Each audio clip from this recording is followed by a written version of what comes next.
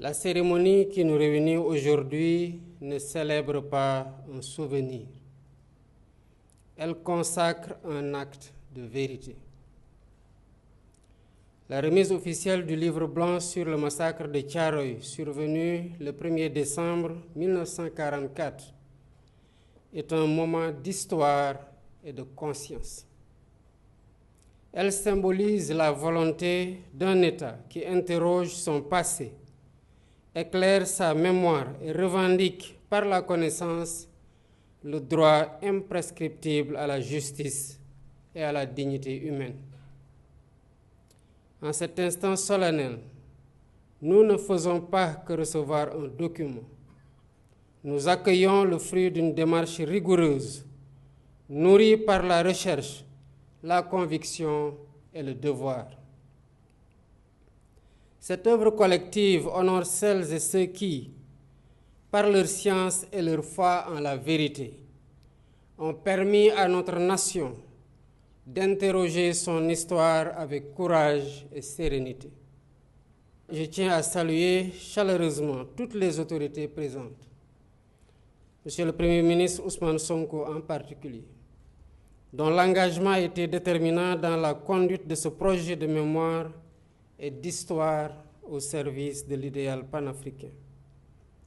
Ma gratitude va également au professeur Mamadou Diouf, ainsi qu'à l'ensemble des membres du comité de commémoration, des commissions, sous-commissions et personnes ressources ici présents ou représentés.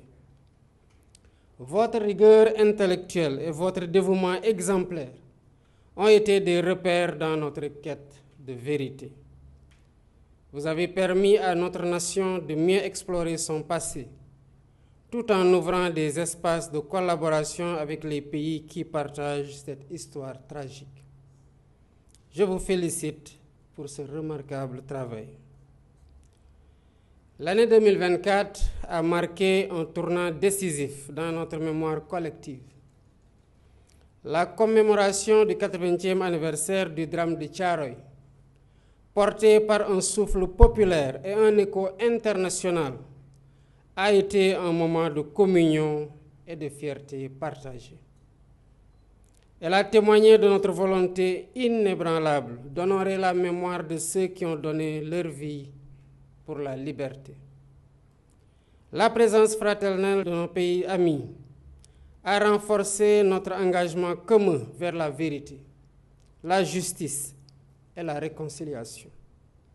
Je veux redire ici ma gratitude envers tous nos partenaires africains et étrangers qui partagent cette mémoire et s'engagent à nos côtés à en tirer les leçons pour bâtir un avenir fondé sur la solidarité des peuples. Mesdames, Messieurs, grâce à la mise en œuvre diligente des directives présidentielles, le livre blanc que nous recevons aujourd'hui constitue une étape décisive dans la réhabilitation de la vérité historique. Ce document représente bien plus qu'un simple rapport. C'est un récit par nous et pour nous-mêmes, fondé sur des faits tangibles, puisés dans les archives que nous détenons ici et en France. Ce récit est également le résultat d'un refus, celui de ne pas accepter que notre histoire nous soit enseignée par d'autres sources que les nôtres.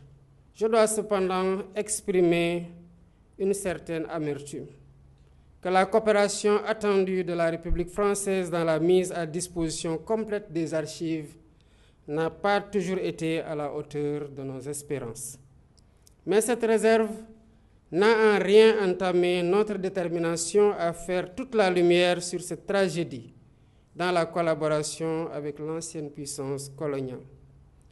Je porte une attention particulière aux recommandations formulées dans ce livre blanc. J'ai ainsi validé la poursuite des fouilles archéologiques sur tous les sites susceptibles d'abriter des fosses communes. La vérité historique ne se décrète pas, elle se découvre, excavation après excavation, jusqu'à la dernière pierre soulevée.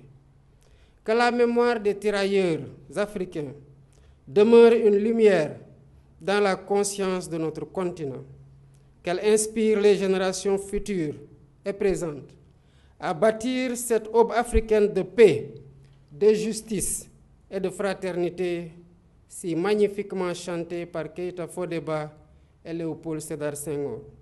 Car la mémoire n'a de sens que si elle féconde le présent et prépare l'avenir. Je vous remercie de votre attention.